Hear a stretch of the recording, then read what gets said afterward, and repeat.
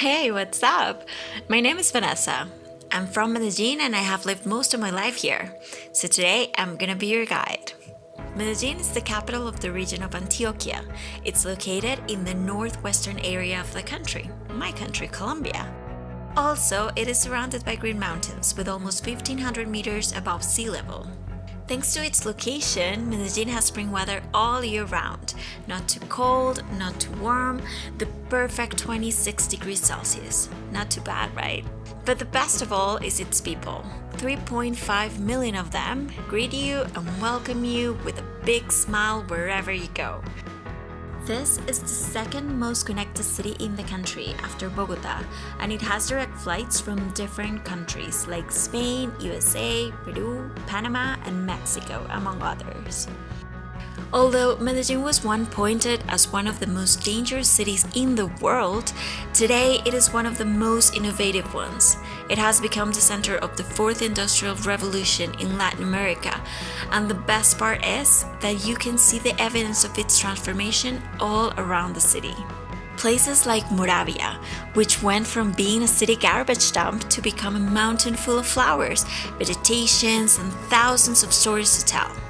La Comuna 13, for example, another colorful mountain, was strongly hit by violence and today has turned those wounds into art and culture, demonstrating that all of us have this power to transform.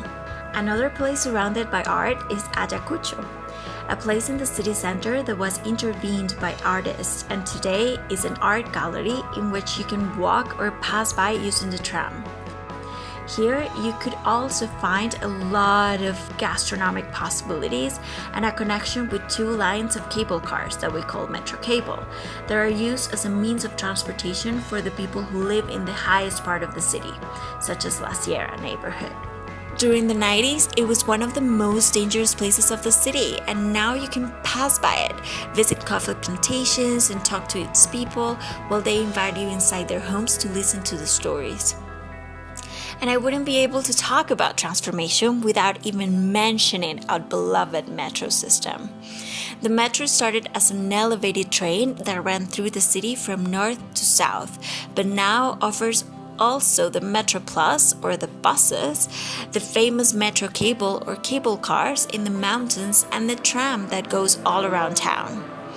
But the metro is so much more than just a means of transportation. It's also a symbol of community. It shortened distances and connected us as a city in times we felt broken. It has become a culture and we take care of it as if it were a museum. Another museum that we love very much is the Museum of Antioquia, a place filled with art that has among its works artists such as Deborah Arango, Pedro Nel Gomez, and many more. It's located just next to Plaza Botero, an open-sky museum with the biggest display in the world of Fernando Botero's sculptures, which are easily distinguished by its voluminous forms. But beware, they're not chubby. And speaking of chubby, we love food in Medellín. The recipes and traditional dishes are unforgettable. For example, the bandeja paisa with its 2,000 calories. Yes, 2,000. Our arepas made with corn that go with everything. Our empanadas that taste better outside churches and the huge variety of fruits that invade with colors and flavors everywhere you go. And obviously, as is tradition, a cup of coffee always feels good, and it tastes better during the afternoon in a place like Santa Elena, a village located 30 minutes by cable car from downtown into the city mountains, where you can find the RV Park, a natural reservation with 16,000 hectares of forest with a lot of activities, such as great hikes, picnics, bird watching, which, by the way, are more than 500 species. We also have a dome full of beautiful orchids, our national flower, and the best of all, you can enjoy all of this without losing sight of the city. Santa Elena turns out to be the cradle of the sigillero culture, and this one gives life to the flower fair, our biggest event, where literally our gardens go for a walk. The event usually takes place during the first week of August, and you can enjoy concerts, hundreds of events, parades, dances, and most of all, our energy that is difficult to find anywhere else. And as if that wasn't enough, I cannot put aside the towns of the region. One of my favorites is Guatapé. You have to come. You're going to recognize it because it has a gigantic rock that you can climb through a million stairs. Okay, I'm kidding. I dare you to count how many stairs it has. From the top of there, it's an amazing view of the water and the town, which is filled with colorful houses and delicious food. And I want to make a side comment. Since we are in times of pandemic, it's worth to mention that all of these places that I've talked about before are prepared to welcome you with all its safety protocols. That's why you'll see that everybody wears a mask and that there are areas strategically located to disinfect you, in addition to detailed signage to avoid crowded spaces and keep social distance. All this thinking of your well-being and everyone else's, because we're taking care of us to take care of you. Well, before I go, I just want to give you some recommendations.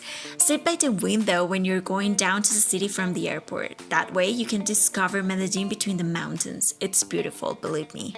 Go all over the city in the metro system. And if you get lost, ask anyone for help. Here, we're always willing to help. Ask for a tinto or a tintico if you want a cup of coffee. And at least once, you have to have the bandeja paisa for lunch. It has 12 ingredients, and if you eat it for dinner, it's on your own risk. Talk with local people, they're the ones who best tell the city story. Well, I think I was a good guide, but I have to say that this is only a small part of all of that Medellín has to offer. I'm not going to tell you more. I don't like spoilers. When you come, you definitely understand.